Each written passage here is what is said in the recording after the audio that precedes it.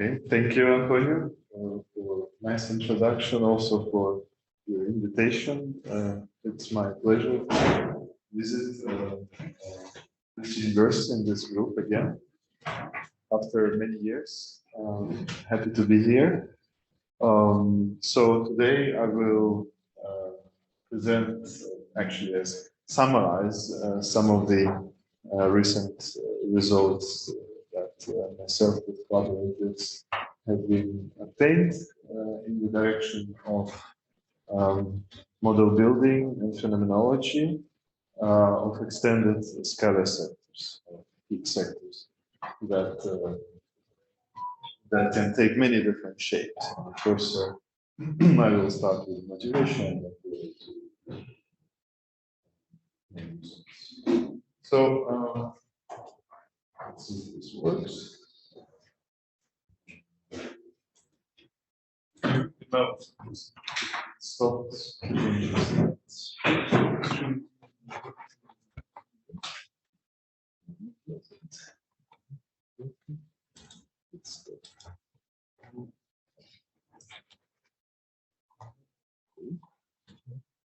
So just some technical hiccups. Maybe sharing the screen. Should we share the screen? Okay, maybe now. Just wait.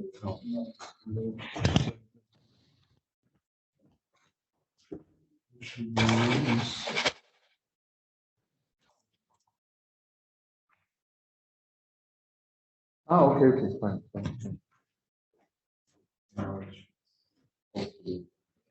Okay, thank you. So I will start with outline of my presentation today, and just a few buzzwords about the standard model of particle physics, which works impressively well against all kinds of different technological tests, and sometimes we refer to it as kind of the benchmark model, the simplest technologically motivated model that fits all kinds of experimental, presumably collider physics measurements. But there are a few issues with this framework, despite the surprises that came with many different measurements. It explains thousands and thousands of observables. Still, it fails to explain a few. For instance, it doesn't implement a natural mechanism for mass generation. It doesn't contain a particle candidate for dark matter in the universe that exists, at least through gravitational interactions. And the searches have been undergoing for a number of years, a few decades by now. And there are no particle candidate that can explain it within this kind of framework. Then another issue with cosmological implications of particle physics is the absence of sufficient CP violation that is needed to generate mathematical symmetry. So for the baryogenesis, for instance, the CP violation is one of the conditions for efficient baryogenesis, and the amount of CP violation will be found in the standard framework through CTM phase is by far insufficient. Then, of course, we have experimentally kind of suggested structure of Fermat sectors, Flavoured structure this time, with very large hierarchies among the masses, and also very different mixing patterns among the trinos, luminescent mixing, and quarks decay mixing. Those structures are not explained in the first principles, they are the fit to the numbers appear to have certain patterns that are explained. So these are some of the basic motivations to actually go beyond the framework, despite that, as I said at the beginning, works impressively well explaining all kinds of observations. I could mention here that from time to time we hear about anomalies, while the measurements that we're seeing in particular. And those are also often found as a way to motivate that we need to go beyond this kind of framework, because if we see as rather significant variation in a certain channel, like Flavoured physics, Flavoured changing in currents, for instance, can explain certain anomalies there. But those anomalies, they come and go. It's not like a powerful signature. Yes, it has to be physics there. At the level of 2, 3, sometimes 4 sigma, we see those deviations and disappear.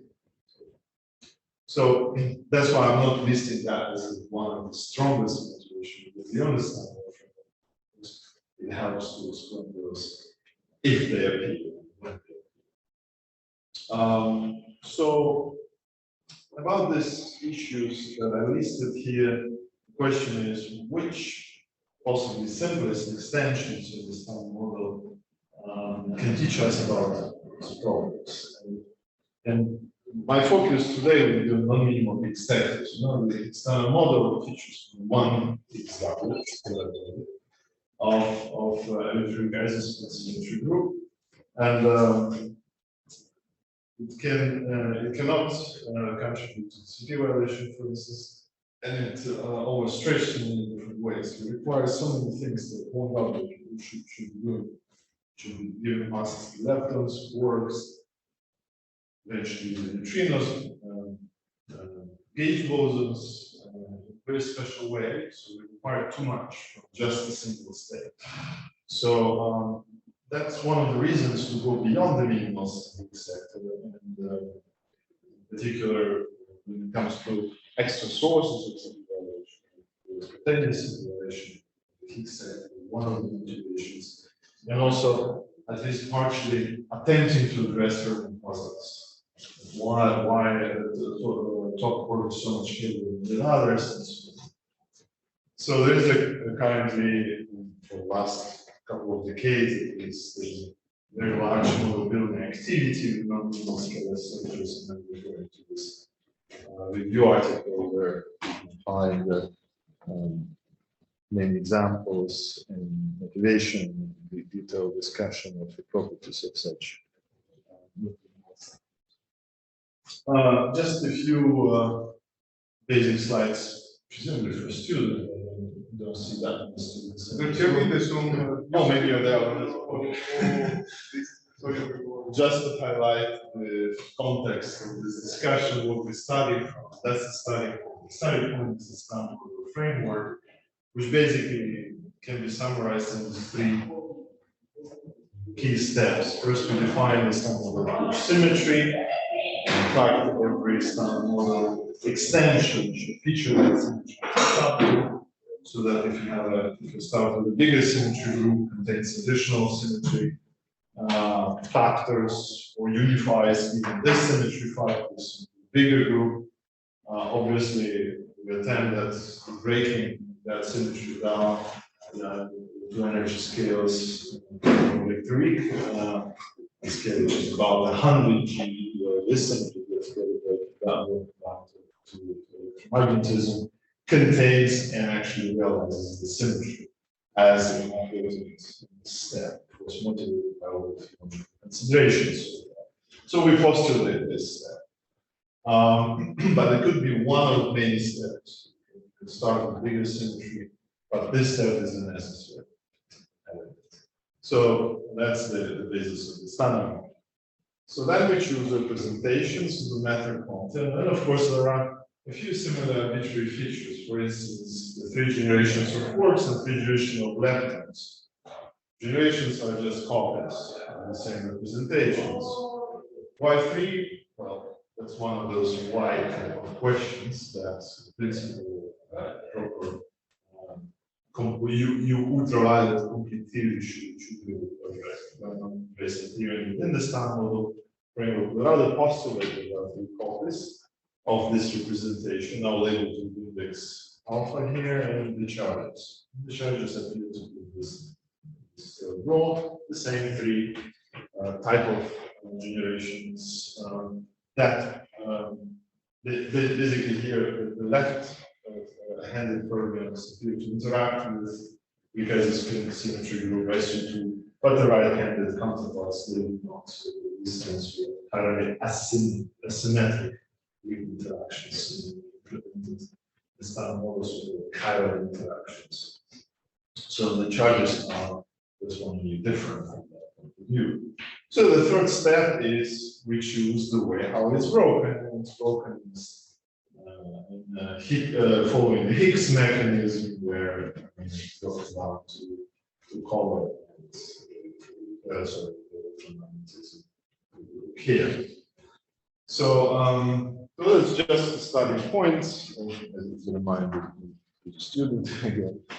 I will focus my attention a bit more on the spontaneous symmetry breaking mechanism, because that's the Higgs mechanism that's been implemented in the standard model and has been proven through the discovery of multi-Higgs state. So there are other mechanisms of dynamical electric symmetry breaking, which were Higgs-less, but discovery of the Higgs highlights the minimal so-called Higgs mechanism, which through the generation of the minimum in the potential, presumably that should have happened in the course of cosmic expansion, when the universe cools down, and you come from the higher symmetric phase, where the symmetry is this, down to the lower symmetric phase, where the symmetry is this. And other parameter of that, as we call it, phase transition, is directly that the Higgs-like in this equation that appears to be non-zero in this valley here.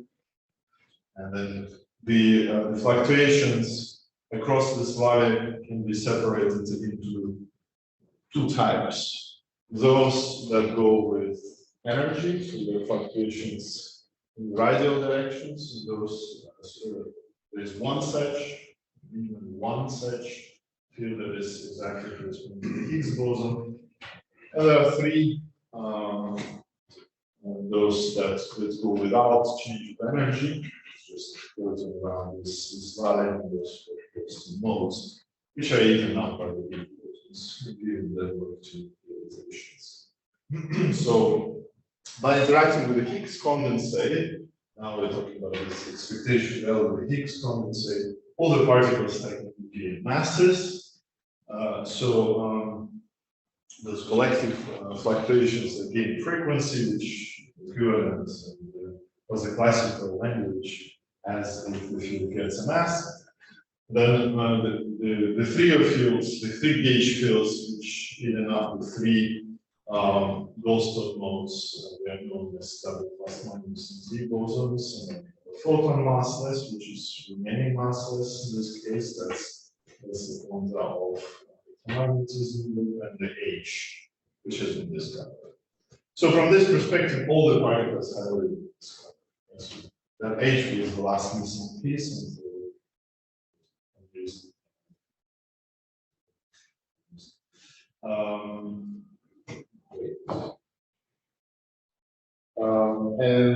this mechanism is then also being implemented as the mechanism for spontaneous symmetry breaking more extended models. So now, why this mechanism or the sector that I was referring to with one doublet, this doublet appears to be overly minimalistic? I mentioned this point that we require too many things for this single doublet to perform, too many tasks. So we ask to accomplish this three different tasks. First, we ask for this doublet to give masses to W and Z bosons through the kinetic triangle. The down-type quarks and leptons, they will require masses to a completely different type of interaction, the counter interaction. And the third, at the same time, the third task that should be realized is that the up-type quarks, they receive masses through this other type of interactions. Now you see that the still this essentially dual or with the proportion to IC to conjugate H. So the same H does usual for charge leptons and down type quarks and also for the up type. Exactly the same. So while it is indeed remarkable that the measurements appear to be consistent with this minimalistic picture of one doublet doing all this simultaneously, but in principle, the structure of the gauge and harmonic sectors themselves, they don't require it to be minimalistic. They don't have to be. So in fact, we totally exhausted the exact and standard model in such a way that it cannot do many other things that we would expect from it. For instance, it does not really explain why the masses are so different. Why there's couplings, power couplings, parametrized through the masses in the standard model. The masses appear to be very different. That means the power interaction, strength of interaction of a given fermion with the condensate appears to be so different. So the hierarchies and masses in this. Also, a particular feature of the standard model that appears to be rather arbitrary and unexplained is the absence of the absence, these Flavoured chain neutral current type of processes that would be generated by the Higgs boson exchange. So it appears to be too boring from the Flavoured perspective in this sense. Right? There would be no significant sources of absences. And what is remarkable is that it's actually controlled by the measurement, because all this were the case, were fluorescent sees they're extremely suppressed. Yes. And the absence of flavor change, which of course you call it boring, but that is actually very important. If you have those things, you will destroy everything. Well, you will basically find a lot more, of course, unexpected interactions that will appear in your measurements. That's true. And it's consistent with this minimality that they don't. So it is boring in the sense that they could have appeared, but they haven't. And in a way, there are some indications that there could be deviations from this minimality. And that's the point. Then, of course, the CP violation cannot originate from this one level. It just cannot introduce a CP violation phase there on the vacuum because it's only one vacuum. Once we have more than one, we can start playing with this, but it just found out that one vacuum is sufficient. And then, of course, important other aspect connected to cosmology is that there are no electric phase transitions that are associated with this symmetry breaking I was talking about, the small gauge symmetry to electromagnetism. It's a rather crossover, so it's a smooth transition. As the temperature goes down, there are no discontinuities, there are no jumps, and there are no sudden transitions. It's all very smooth and continuous. In that sense, we also, besides the absence of CP violation, which is needed for generation of variance symmetry, we're also lacking this first order phase transitions as one of the basic mechanisms to go out of equilibrium and to generate sufficient variance symmetry in the universe. So that's another condition that is missing for that. And of course, there are many other reasons why we would expect at some point in early cosmological history to have those phase transitions. For instance, the entropy generation. We know that the entropy is huge. But if you are always in thermal equilibrium, according to thermodynamics, you will have to start with a huge entropy at the Big Bang. But where it comes from, nobody really knows in that sense. So you have to actually go out of equilibrium to produce entropy.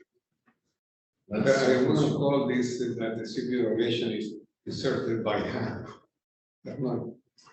Well, Because you have one phase that is free. you can choose it, yes. You're not to put exact number by hand, but if you look at the data, right? That's what is meant.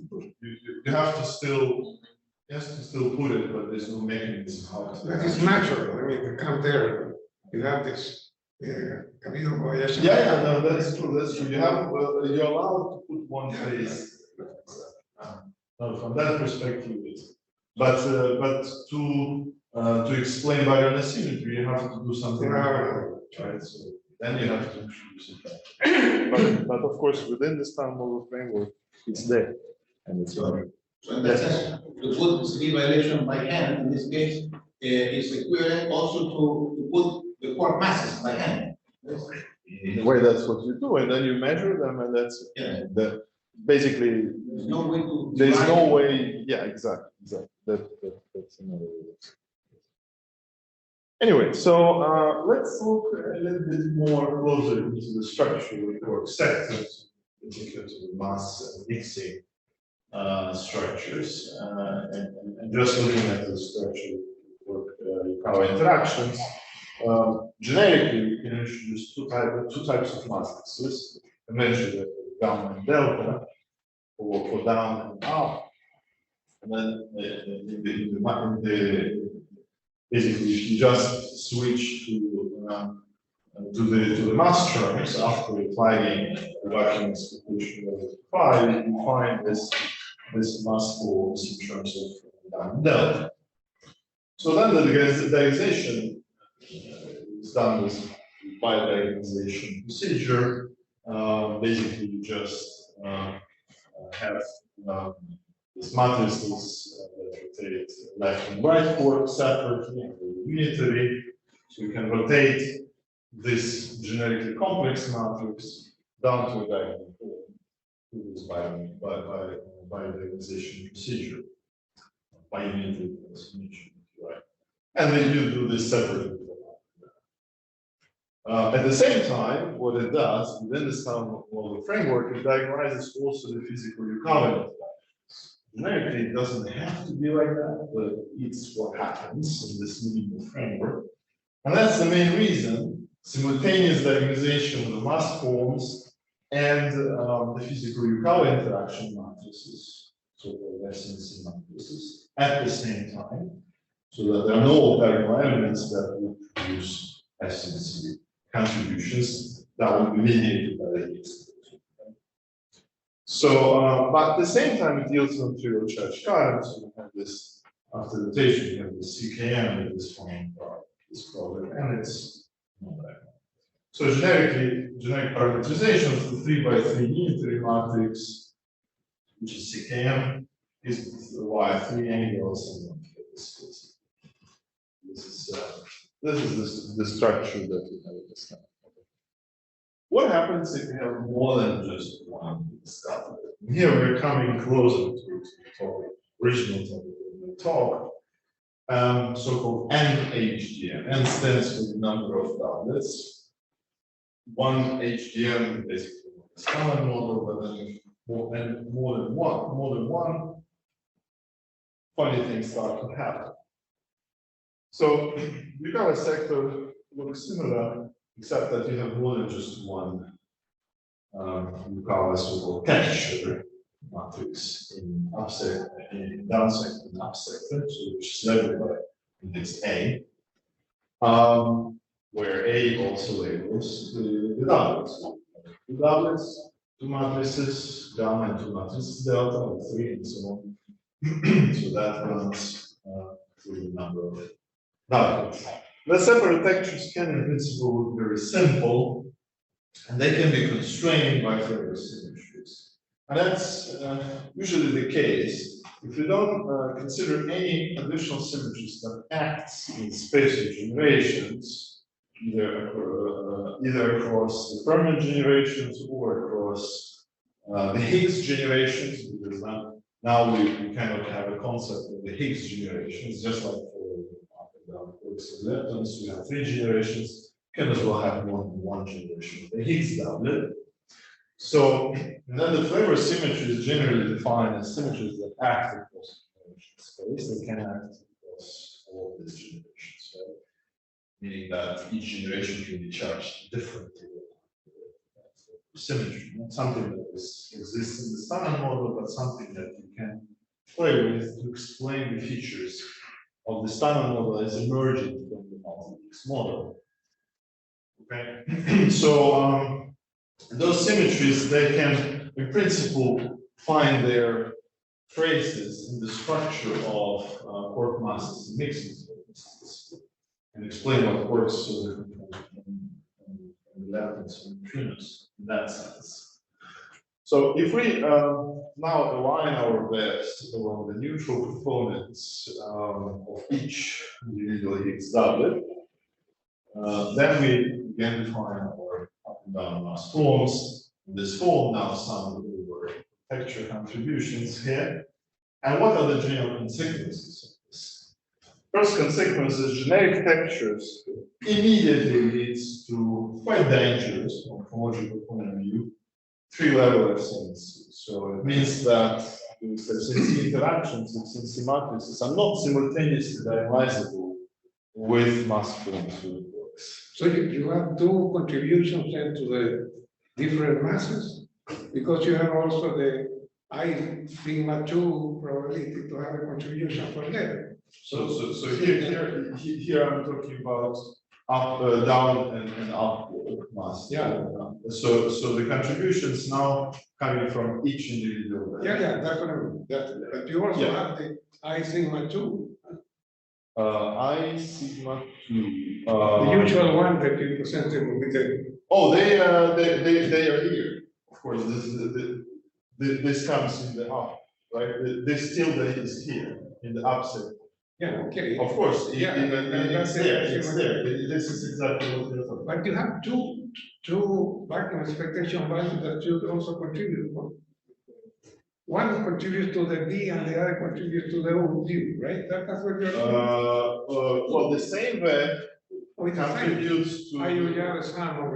Yes, that is just a sum. Yeah, it's a sum of all of Those that. are the two contributions. Yeah.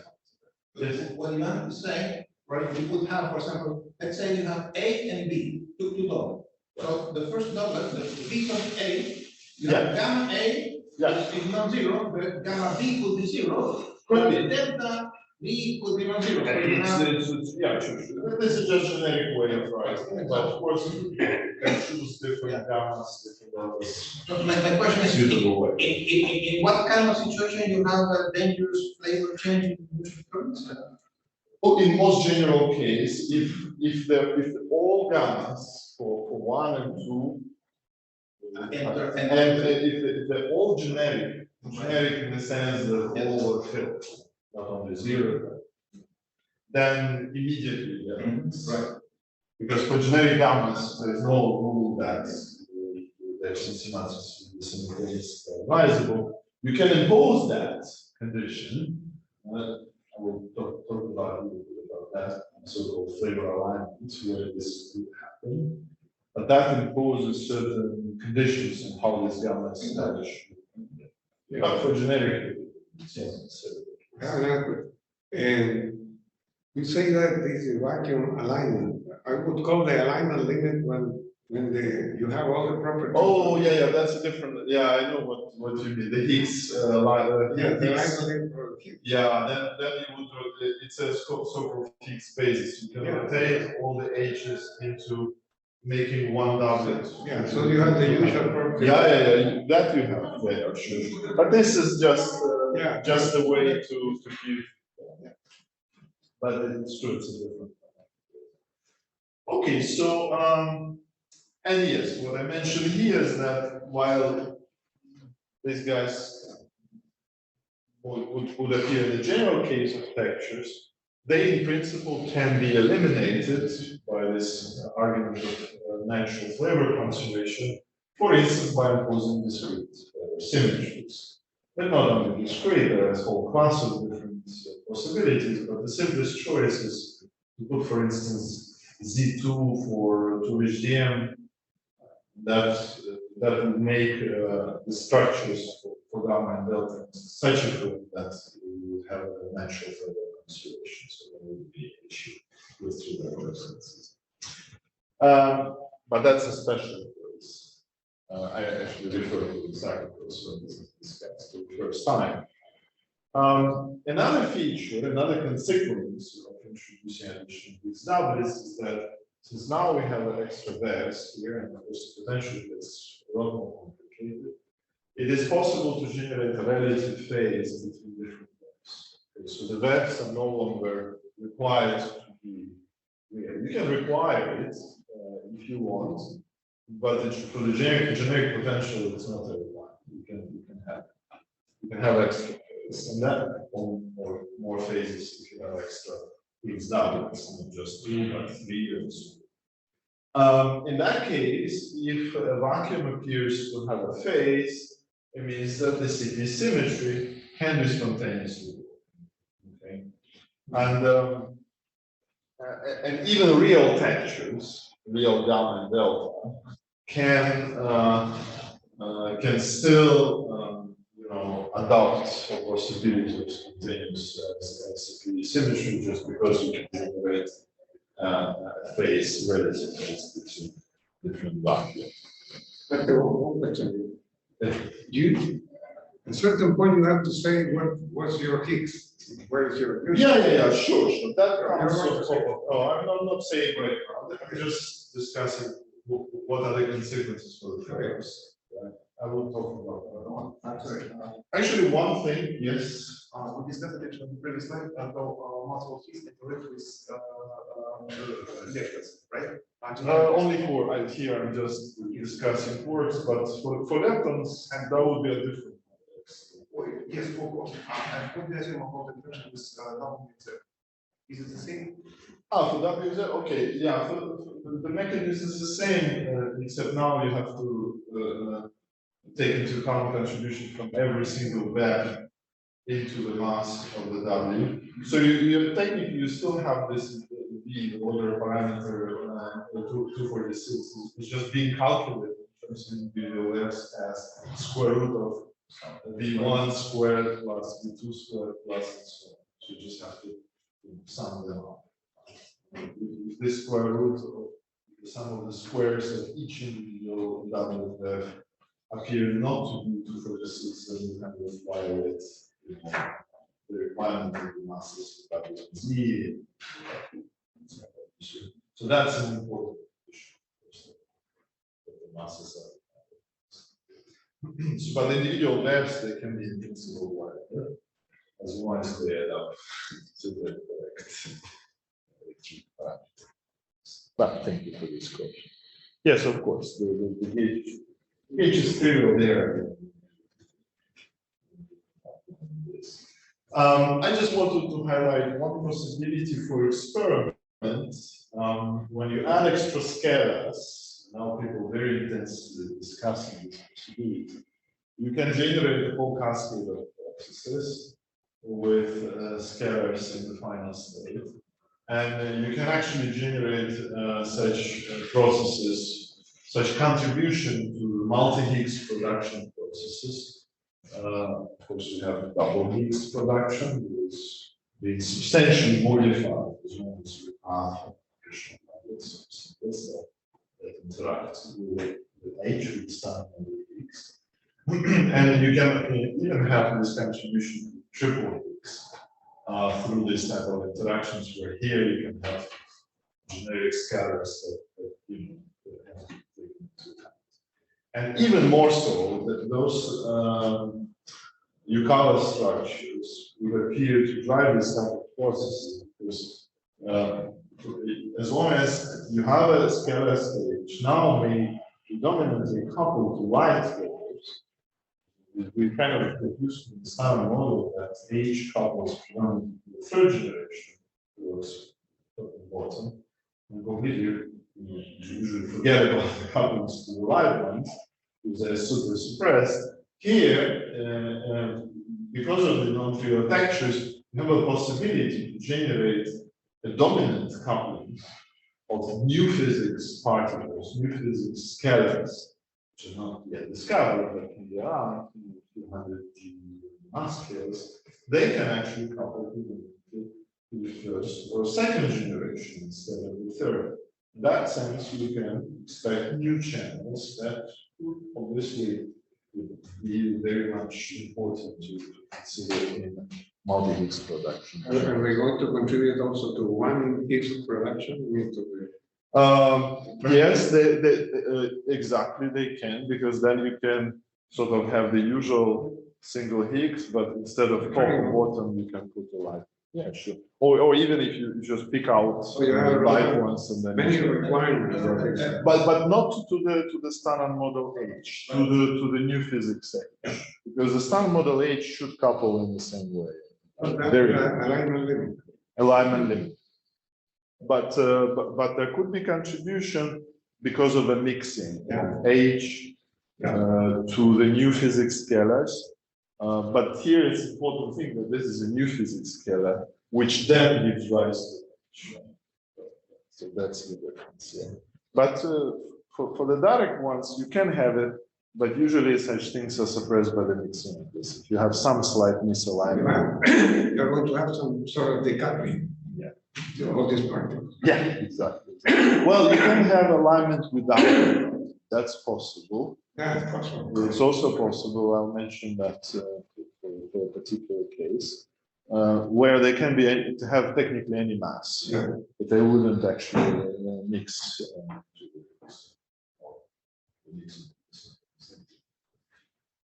Okay, so so one interesting approaches that people been discussing regarding the potential connection of the mixing patterns in the process to patterns in the masses, among quarks or leptons, for the mixing of EMNS, for instance. So since late 70s, that has been the activity. And the purpose was to derive the properties of fermion masses and mixings from some kind of symmetry arguments that for instance, the flavor symmetries being imposed to derive this connection between masses and mixing. So one basic approach, which I will also follow here, is the so-called texture-based approach that actually starting from works by Langer and Milchik in 77, they were playing with this, and for instance, for the two-generation ansatz, they found a famous relation between Cabibbo angle, the CKM to ratio between demonstration masses, for instance, and there's a particular ansatz for the textures. But just taking into account two generations for simplicity. The three-generation ansatz was later done by Fritsch, showing that the full CKM would be represented in terms of mass ratios and the phases. Of course, in the generic, not in the generic NHDM, but with some additional symmetries. So, which symmetries people discussed so far? Well, for instance, the global permutation symmetries of one particular example, such as S3 or S4, there appears to be an agreement with the CKM structure in this case, and this works here. And another possibility, again, it's not exhaustive list, there's a huge number of different possibilities. I'm just referring to these two examples from the old times where this has been studied. For instance, that one could impose additional global symmetry of rephasing and permutation the flavor sector, and that's an example of delta 54. That somehow appears to lead to a mass hierarchy on all the fermions, 6 quarks, for instance, that could be connected to the hierarchy among the VEFs. So it's not just that you parameterize the couplings in such a way that you have that hierarchy in masses, but you actually do not have a strong hierarchy in powers, but since you have additional scalars, you have many different VEFs, the hierarchies between VEFs drive the hierarchy among the masses. So that was the proposal based upon that big symmetry delta. Anyways, just to mention, what other connections in this multi-Higgs models can have? Well, a famous example is 2HDM with Z2 symmetry, which is imposed on the scalar sector. And one most famous, this is the so-called invariant doublet model. So you have usual doublet, visible doublet, and a dark doublet. Dark because it's charged in such a way that basically doesn't decay, it doesn't really interact with anything. In that sense, it's dark. Well, with anything, I mean, with fermions. And its graph is zero, so that's the symmetry is preserved as an exact. And in that sense, you have extra scalars still, so you still have a rich phenomenology, but the lightest neutral, of course, lightest parity odd scalar can be stable. That is achieved with no fine tuning, and one of the simplest proposals for the scalar dark method. It's plenty of works that discusses. So how do you give massive to the new doubles and symmetries? Well, in the same way with the second doublet does the job, usual job. Yeah, But the other one doesn't require VEF, so you have additional dark doublet which contains physical lifeless odd on this state that is not decaying anymore because it looks preserved. So that's the idea. So you say that this dark scalar doesn't couple to the gauge bosons, not to the fermions, so the only coupling is through the scalar potentials. Yeah, because Z2 forbids a bunch of those. Right. And the masses of all these scalars also come from the scalar potential. Yeah, that scalar potential. But still, you can have phenomenology with this through Higgs. Yeah.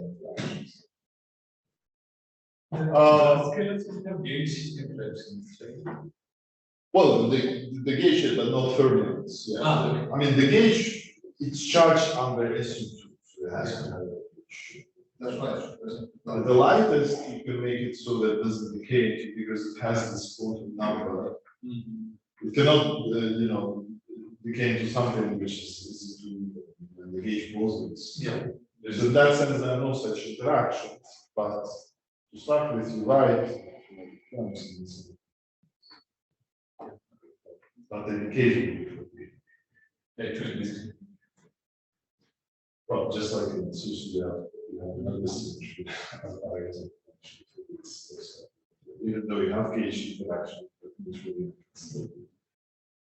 it's the same story. But similar, of course. Anyway, so another cosmological aspect of this class of models is, as I mentioned, the possibility of generating first order transitions. Well, typically when we're talking about first order, we have a jump in the order parameter as function of temperature. The order parameter exists in high symmetric phase where it's zero. That's the Higgs vacuum expectation value. But in low temperature, you're already in the new minimum, which is symmetry breaking minimum, and that order parameter is not zero. And the transition is abrupt between them, so it means that around this temperature scale, there is a violent processes there typically associated with bubble nucleation. So you generate a bubble of new phase that expands quickly through the universe and then eventually fills up. Just like boiling water. That's the first order phase transition example. The second order, which is realized in plain standard model, is when the Higgs wave evolves. If you pull down the universe, means that you go this way. So it starts with zero and then slowly picks up, non-zero. So there's no any strong discontinuity. So this is called either second order crossover. The differences are not relevant for us. And the first order is when there is a sudden breakdown. And so these pictures illustrate that. Yes. in the case of the second order phase transition, you will not have bubbles or something? No. I mean, if I recall correctly, the second order is different from continuous crossover just through discontinuities in derivatives. Like the order, but not the order. So there is no real phase transition. It's just from the viewpoint of the value of the so the bubbles are here. Will it mean that in the second order phase transition, the whole universe will be uniform? Kind of mixed up from one phase to another. Just like shown in this example. We start from a symmetric minimum, and then as the temperature goes down, you just slowly shift. So not really jumping, not really tumbling, nothing like that. While here you do, you get stuck here until the new minimum appears to be more energetically favorable than the old one at certain critical temperatures. And then you can use general high temperatures, but if the temperature is not enough, you simply quantum tunnel to the phase to the barrier. That's an abrupt transition. And the time scale Right, so you don't, in the second order phase transition, you don't have regions with superheated material. That's the point. Yeah, you don't have regions of these two different phases with zero and non-zero. Exactly. Yeah, everything is smooth in that sense. Yeah. Well, here you do, because this will be your bubble. Yes. It starts to be created because the particles go in there, so it starts to grow. But there you still have the surrounding environment is still in that phase. So they kind of coexist in this environment process. Right. Until the second phase, more energetic phase takes over the full universe. That takes certain time. So, during that time, no, the jump that you mentioned is exactly like superheated, for example, water vessel. Suddenly the liquid finds itself in a phase that is not supposed to be, and exactly. I think it's a good time. Right. So why this is useful to have first order phase transition? Well, as I mentioned, there are so-called Sakharov conditions in 1967. We formulated them in a sense that in order to generate baryon asymmetry in the universe, you have to have processes that go with baryon number violation. Those you can find within this kind of context, because non-perturbative weak interactions, they violate. There is this anomaly associated with this kind of parallel interactions. Due to that anomaly, you can actually create an overdensity of baryon number. And so-called Flavoured transitions in the non-perturbative vacuum. There's a set of classical vacuum with different winding numbers, and you can actually jump to the new one with delta V shifted by 1 or by integer. So you can have that in the electric theory, although for that you have to have a high temperature, but still it's possible. But for this tool, you cannot have that. That's one of the motivations to go beyond that, in particular extended scalar sectors. They do the job of contributing possible extra spontaneous CT violation, or you can even have explicit CT violation in the scalar sector, but only if you have additional doublets. As well as this, the third point is the departure from thermal. Because if you produce locally a little bit of extra baryons over antibaryons, you have to ensure that that overdensity locally is saved by the end of the phase transition. If you don't have phase transition, the processes that go directly with producing baryon asymmetry, those processes that go with elimination of the baryon asymmetry, they run direct and inverse processes. They run with exactly the same rates. That basically means that if you have some local overdensity of baryons or antibaryons, they will be washed out. They will completely, the asymmetry will disappear. unless you depart from thermal equilibrium, so you break this quality of the rates between direct and English processes. That's exactly why we need the stronger first order condition. So the Standard model would feature that if the mass of the Higgs boson were smaller than 50 GeV. However, phenomenology suggests that that's not the case. We discovered that the mass of so that's the problem. This condition is exactly realized in the first order Higgs transition only if it is considered light. So the extra scalars strongly modify the temperature dependence, the shape, this potential creating possibility for instance, the barrier, because the barrier is the feature, right, that makes first order phase transition possible. So you should have that possibility in a modified Higgs potential with additional scalars, and that would enable to produce stronger first order phase transition. So that's just again one of those motivations that we do. I don't know how much time I have because I will have also a few models to present, but let's see. I can go through some of that. One model which we played with was a 3 Higgs doublet model with U1 cross U1 flavor symmetry, which is known, and that's one of the main motivations, is the most constraining realizable abelian symmetry of 3 Higgs potential. That boils down to those. These are gauge symmetries? No, we keep them as global. Yeah. In this case, I mean, they can be developed further, promoted to what we just did. We started. So what we did is we promoted exactly that symmetry, which was originally postulated in the scalar potential, to the family symmetry of the Fermion set. So exactly the same symmetry acts in scalar potential and Fermion set. So, as has been global symmetry of the scalar potential must be softly global. That's what you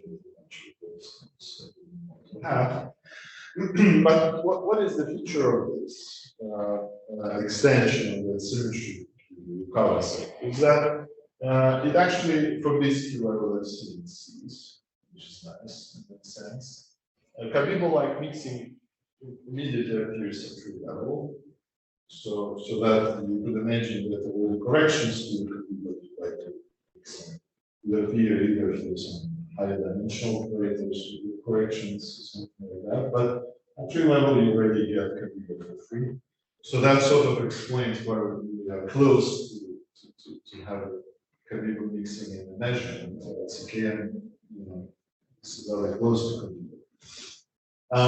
So the Fermion masses, rather hierarchies between the masses, are partially explained by hierarchy between the pairs in this case, and I'll show how that works. And the new scalar states appear to couple predominantly to the second quark family, exactly that example I referred to earlier. So you can actually have new physics channels that people have rarely looked at. Only after our paper, people start experimentally starting to pay attention to this. But usually, even for new physics, scalar searches, they somehow assume that they couple to the third generation, which doesn't have to be the case. That was the point. You're mostly changing the couplings here.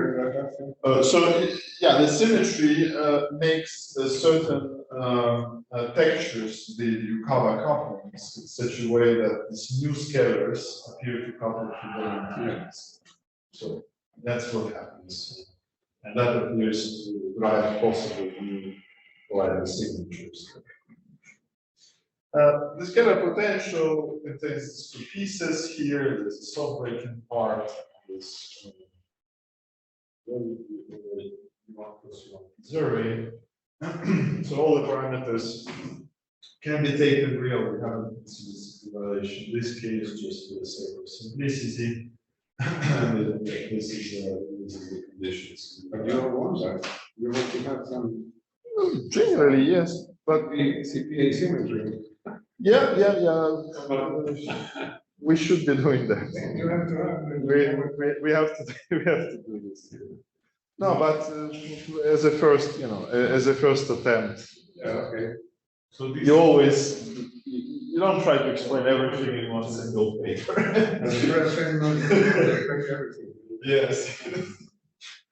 Just establish the key features, but and then okay, if it's interesting, we can. This lancet like this lambda prime I equal to 0 is just a measurement. You put simplify the analysis. So I think yes, but the flavor symmetry makes those conditions. these are right from flavor symmetry.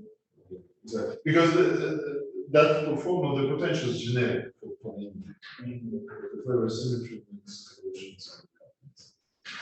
Just like it does also for Yukawa. So now you can see that Yukawa has a special form here. Again, so you see, since this is a usual gauge symmetry, right? This is the hypercharge. These are two additional flavor symmetries. Flavor because each generation of Higgses, quarks, first two and the third, doublets, and right-handed up, right-handed down, they all have different charges. And actually, this is the whole class of models. In this case, we parameterize that with alpha, beta, and gamma charges. So alpha, beta, gamma, and delta parameterize the charges of quark doublets. But then they also enter through these relations to the charges of up and down right-handed in such a way that these combinations do not belong any of this.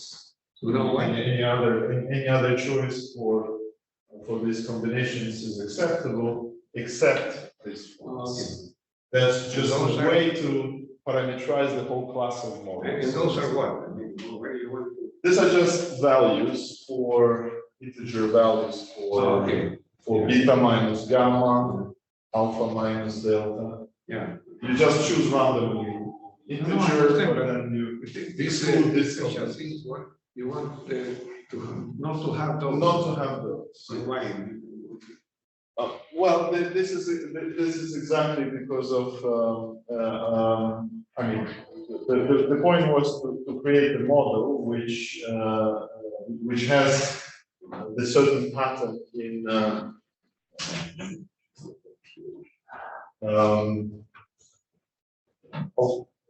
so the charges can be chosen in many different ways, but we need to forbid the three-level extents. Okay. So that has been the choice.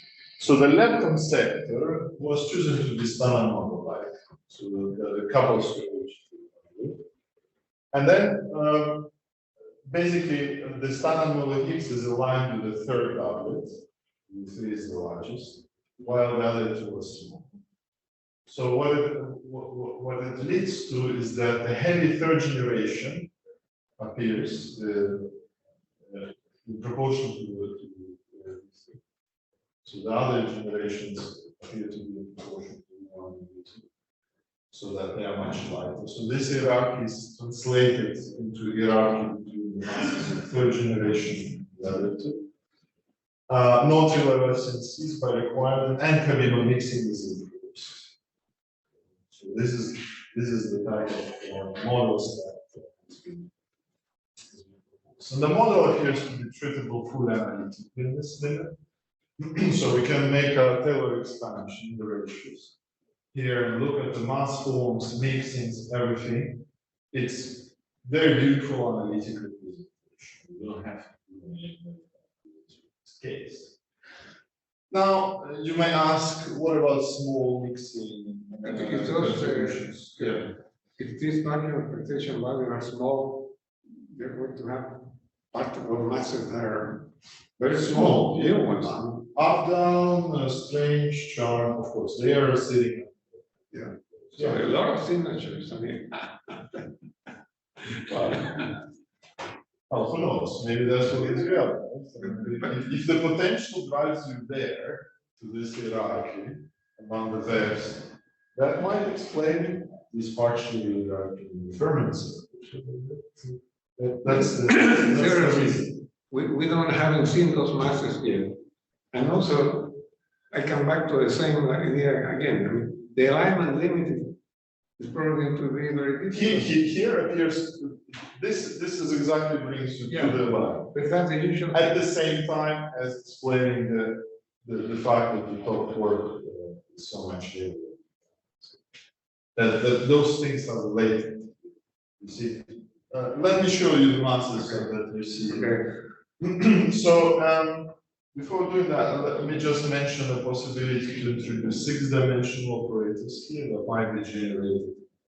We mentioned any scale theory. So that would drive the contribution to the small sigma. Those dimensions operators would exactly contribute to the You have five-dimensional operators that can give you the seesaw. Five-dimensional can give seesaw. It can be the That's seesaw. another to discuss. Yeah. We haven't done seesaw. Okay. But yes, that's right. So then, for dimension 6, one could actually derive a full CKM would be enough for you to do that. Anyway, so okay, so now let me introduce a small parameter here. So we impose the hierarchy between the verbs in such a way that this parameter is not zero. No, it doesn't have to be zero. It's small. Because if it's zero, you go down pretty much to the standard. But then you get the standard model like Higgs. This H125 that interacts with quarks in proportion to this you have. That's just like you have the standard model you have is proportional to the mass of the quark and inversely proportional to U3.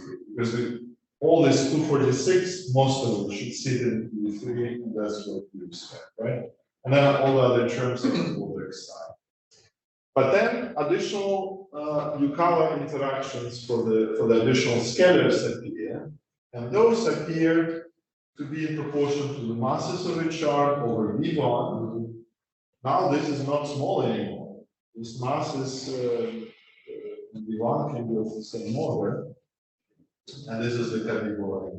So you can represent the physical basis, the mass basis, the interaction of the charge Higgs, which is additional state here in PhD, with the charge stretch. So you see now, this will be the dominant current, it's proportional to the cosine. Is there a clear reason why the back expectation value is the denominator? This is just a parameter. You can always introduce it's a dimensionless parameter, and you just do a Taylor expansion of that parameter. That's just mathematically. It's a way of writing it. A convenient way of writing it, because we want to see the dominant terms in this limit of psi goes to small. And for the interactions, this appear to be the dominant ones for the new scalars. Right? You see that the subdominant terms there are not written down. The dominant ones is when the charge Higgs couples to this second generation groups. And that's the new feature. That's exactly what we are after. You see, this V1 and V2, they're not zero, of course. They are there. And the interactions are proportional to the masses of strange here and the charge there. All right, so then there are many other terms you can find in the same order. For instance, this is a new CP and scalars. Again, they are coupled mostly, that's the leading term, to the strange and to the charm. This is CP odd states here. They are again mostly coupled to the strange and charm in proportion to that. So from this point of view, one could conclude that for this hierarchy among the layers, which is of course an important physical limit where you recover alignment, fixed alignment automatically, because this is what you measure. You also have this, the same limit, and that basically means that the charge Higgs and also all the other new physics scalars in CPO are mostly produced in C as bar fusion. That's the new exotic channel that people haven't really discussed in the past. So that's what we focused here. Just phenomenological search for charge Higgs doublet. There's one channel, one paper, one result. But there are many more things to be done, of course. Is looking for masses of charge Higgs above 200 GeV produced in a charm strange bar fusion, going down to W plus H. Can you explain something that a very simple thing? Yeah. The L that you have over there, why do you get the mass MQ? Because MQ is going to contain the vacant picture value also. So Well, this is the physical quark mass that yeah, you how do you calculate. get the total quark mass there? Sure, you can just replace that by some model you call, but we don't do that because in this model we have V3, which is the dominant. But once H, so gets the vacuum expectation value that V3 is going to disappear. No, this is a physical H. Physical It's not H. Oh, it's a that's measure. That's one H125 is a physical state already after it. Just the way of life. I mean, this is what you have in this one. Yeah. Here you just sum of all Q. Q is physical. If I understand correctly, the model is able to explain the mass difference between generation. Also, yeah, exactly. I mean, you could write these masses now in terms of the verbs here, and they are of the same order. I'm not writing exactly. But Sure, that's can be done. Yeah. what about the mass difference inside of the of one generation? For instance, the big difference between the mass of the top and the mass of the D. Is it possible to explain that in the framework of this one? No, that's why I'm saying partially explained, because the freedom here is such that the largest hierarchy, which is between top and all the other quarks, is explained through this hierarchy between V3 and V1 and V2. But then some additional hierarchies within light quark sectors, they cannot be explained. I mean, there you still have to call as Yeah. right? So this means we are not really fully explaining hierarchy in terms of hierarchy in verbs, but only partially. The largest hierarchy can be attributed to the best. That's the point. But that was my point, that they are the same. You're right. No. Of course. I understand your point. I don't have right now on top of my head how exactly the physical mass then connects to all these verbs, because there are Euclides, there are angles, But that's how you can represent it. In the physical basis, you can represent it like this, because this is the simplest representation. You know mass from the experiment, and then the only parameters you have here, which is not measured, is V1 and V2. They're the same size. So They can be, but they can be varied. No, they can be varied. They cannot be large, but yeah, that's the point. Not very small, not very. not. Yeah, exactly. Because you can vary them and also vary Euclides, but you exclude Euclides for math. You can trade, right? You can trade. This is the way you get. Just for phenomenological discussion, this is. Okay, so then so one could then for the relevant interactions with the charge scalar, which phenomenology we are discussing here, one could represent the couplings in terms of the kappa parameters in the physical basis, and this would be another kappa parameter that represents the coupling of the physical 125 state with H plus and minus. So that gives rise to partial decay widths. You can calculate them in terms of the masses, and again in terms of this parameterization.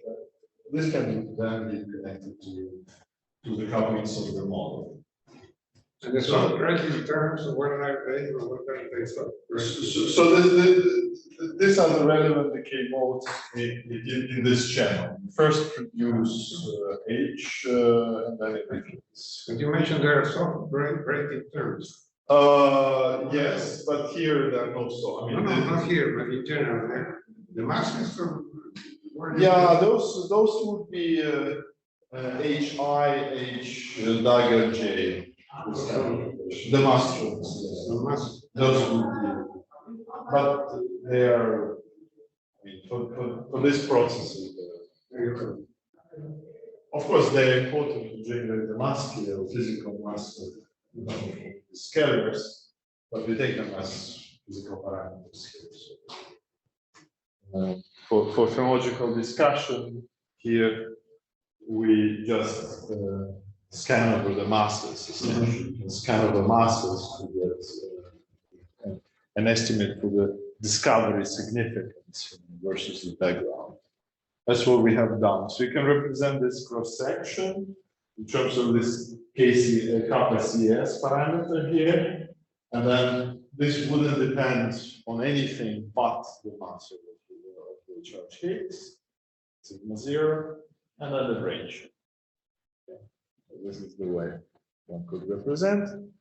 And the analysis has been done following these steps. Again, the final state here is a charged lepton missing ET that comes with the neutrino here, W, and the BB bar channel where H goes to BB bar, essentially. So we implement the model independent Lagrangian to find rules to the leading order, then generated the UFO for Malt graph using NMPDF for the signal and background event generation, Malt graph. Then PFL was used for showering hybridization of the generated events. Detector simulation was done, fast detector simulation via Delphis, employing fast jet for jet clustering, anti-KT algorithm, for instance. And then for the multivariate analysis, we used it boosted decision tree. So basically following roughly what people were others. So selection criteria was imposed at one charge lepton and at least 2 jets plus a missing transverse energy. So then B tagging was simulated on the 2 leading PT jets, which then reduces the background, but also somewhat affects the signal. And then for the signal, we can consider 2 different categories. First is 1B stacked, 1B tag. In this category, we demand at least 1 B tag jet among the 2 leading PT jets, and then 2 B tagging. Then you actually tag on both.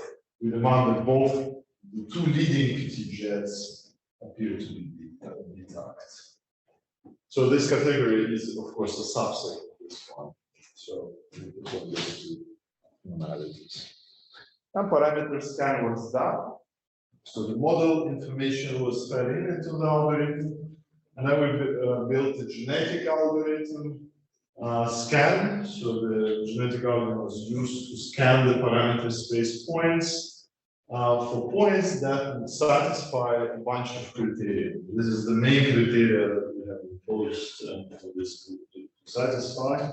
Basically, first, that there are no tachyonic scalar masses, so them are positive and physical. And the scalar potential is bounded from 0. That's one constraint. The second constraint is the 3-level scalar 4-point functions. The amplitude satisfy this bound. It's the unitarity requirement. Then the multi-Higgs-like scalar, that what I called H125, has a mass no more than 5 GeV away from the observed 125 value. Simply because we do 3-level analysis, loop corrections can always contribute to variations there. So 5 GeV was taken to create such variation. And then it has a Yukawa coupling to the top work satisfying this. So that is between 0.9 and 1.1. Of course, again, accounting for possible variations due to mixing and such. Exotic decays of Z boson to H plus A appear to be kinematically forbidden. So you can arrange the masses in such a way that this will be kinematically forbidden. So not to be in conflict with the precision measurement of the zero, because otherwise you would be affected if these are substantial. So that has been the parameter space we're choosing in such a way that this is not a problem. The lightest charge Higgs appear to have a mass in the range between a certain minimal value that we fixed in bins like this up to 1T.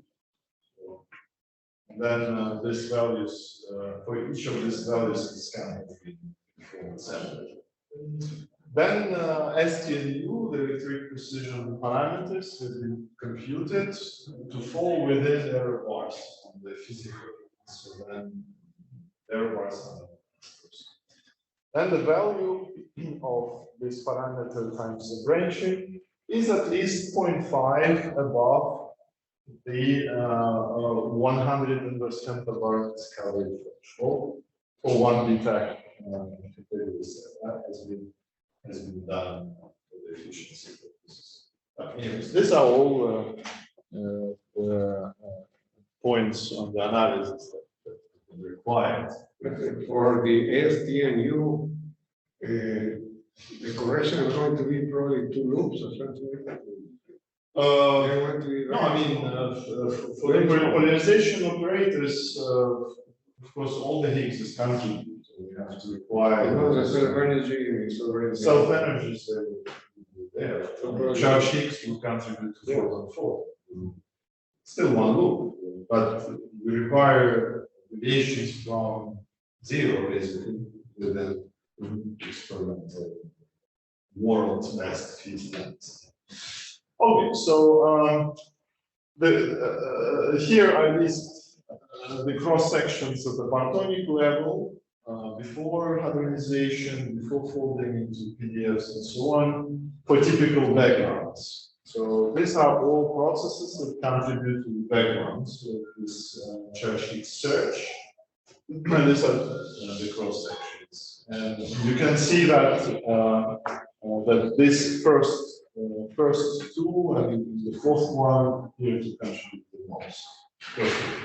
W plus and JS is the biggest background by far.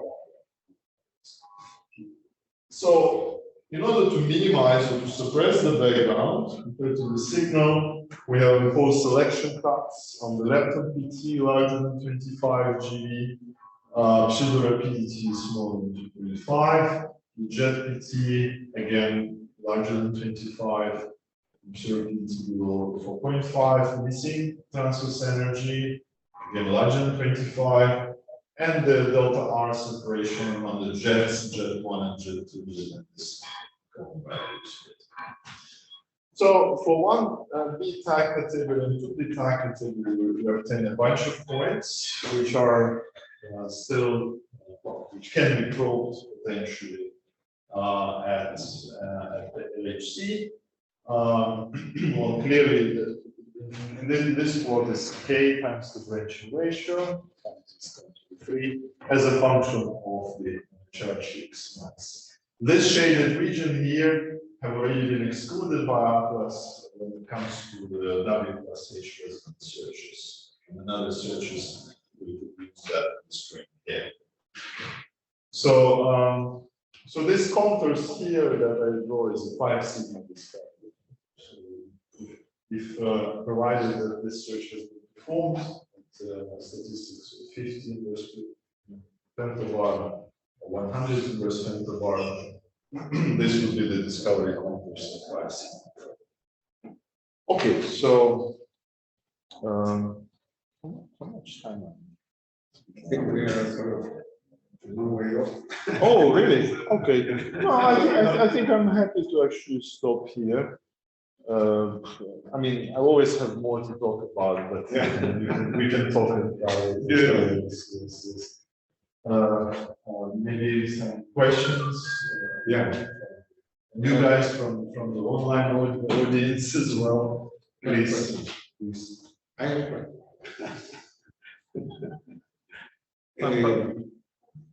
yeah, No, continue, Professor. right. Apart from the CS bar channel, there is another channel for the channel production, or this is the only new channel in the model? Well, at tree level, this is the dominant one, because you saw the Lagrangian here. Assuming this hierarchy, that's the leading frames. So this is CS bar interactions, and this is the biggest interaction. There are some leading interactions as well, which I didn't write here, but goes to other generations. There is something for the top and bottom, and the first generation, but there are some leading. So US bar channel, there is no or UD bar. Some leading. I'm sure there is some small effect, of course. I don't remember. We didn't even look at it because we imposed this hierarchy, and that was the key channel that we have focused.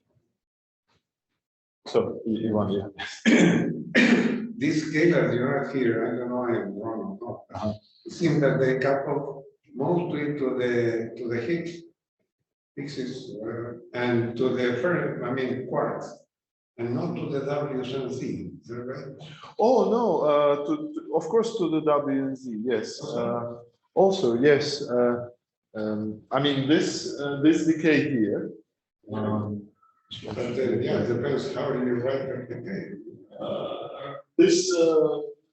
This term here that we call kappa, it includes gauge coupling, of course, but also includes the mixing that's coming when you switch from. What is the W there? There. That's the W. So there are of course there are gauge interactions always there because they sit in doublets and charged. Oh, I see why they're important for the Sure. SU. Sure, they are, of course. That's where, for instance, this kappa parameter enters this STMU scan, of course. Again, I haven't written full scalar potential. This, that would take me another hour to discuss, but of course that is for this work we only focus on the charge Higgs production, but there are other interesting channels here for sure to explore. Because we haven't done that. Maybe for some other model. No, I mean, whenever you build a model, you have 100 of things you can do, but you cannot do all. You just focus on something. So what is the smoking gun? Well, yeah, I guess from what I discussed here, this would be this coupling to the second generation of the additional scalars, and as you saw, also the neutral ones, they are also coupled to the same flavors predominantly. I mean, so in this channel is what we studied. That would be, of course, one such analysis to search for charge Higgs, and if it's found with this parameter space, maybe we can argue that this is this level, this type of. We cannot really say just based upon one observation if this is exactly this type of model or not, but we need to combine many different channels. Yeah, question is why you didn't go to the left-hand sector? Why? Just to simplify. Because you have more constraints there. One could do with that and see. Let's do it. Yeah. Yeah, G minus 2, you have reference. You can impose exactly. You can impose this flavor symmetry that I was. Of course, but you have more Not only to constraints. quarks, but The quarks, there are not so many constraints. I mean, that's. yeah. But yeah, I mean, if you don't have anything interesting from the flavor physics perspective, then okay. But That's an flavor. But as you say, one could exactly do, you see, I only included quarks and no leptons in this table because I choose in them standard model like. Yes, it's another problem. We just haven't discussed it here, but it's nice possibilities to see what happens to lepton flavor violation as well. If one can suppress it there, but not eliminate, because then you can constrain. It's a whole new, it's a whole new research. Because you talk about baryonic asymmetry, but at the end, this model, where does it come from? Oh yeah, that was generic motivation for this type of models. For this, Only motivation. Okay. for this, You haven't done an analysis. no, we did. Okay, we did analysis of phase transitions. Not exactly in this formulation, but it's another model which I didn't have time to discuss. But, Because you have to consider the decay of the proton. well, there are no problem. Yeah, it gives constraints. But in principle, yes. At finite temperatures, you can generate those, Sphaleron jumps. Usually, you never really tunnel through the Sphaleron barrier at zero temperature because that is super highly suppressed. I don't know, it's 10 to the minus huge number of years. It really never happens at zero temperature. You have to have a temperature very high for this Sphaleron transitions to and variant generation processes to occur in the early universe. So they never occur now. They don't occur now, but they used to occur in the past. So the proton decay really is not going to be relevant. As far as I know, it gives a constraint that, I don't know, maybe I'm wrong, but delta V is equal to 3. That's what I heard. Okay. On the type of Sphaleron transitions. Yeah. Yeah. Okay. It's not 1 anymore. 3. No, That's what I heard. yeah. Okay, I don't know what. It's important. Of course, Not for leptogenesis, I mean for regular binary. for leptogenesis. No, for leptogenesis. For biogenesis, it depends on the model. I'm trying to think of anything specific, or just if you have an extended scalar set, nothing else. If you have additional lepton quarks, leptolite quarks, that's a totally different story, of course. It was just Higgses, Higgs doublets, additional Higgs doublets. I don't know if there's anything about that to be done, but it's worth looking. Yeah, of course. Okay, thank you. Thank you.